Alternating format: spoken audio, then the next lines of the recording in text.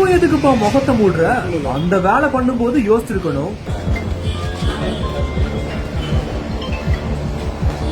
Two wheeler ஷோரூமையே மிஞ்சிய திருட்டு வாகனங்களின் அணிவகுப்பு.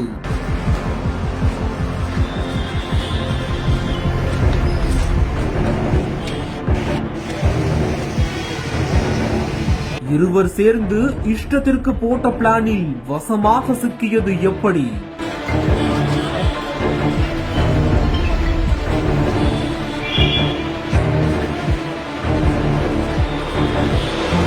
திருப்பத்தூர் மாவட்டம் திருப்பத்தூர் அடுத்த ஜோலார்பேட்டை கட்டேரி பகுதியில் திருவிழாவை முன்னிட்டு டிஎஸ்பி சௌமியா தலைமையிலான தனிப்படை போலீசார் ரோந்து பணியில ஈடுபட்டு இருந்திருக்காங்க.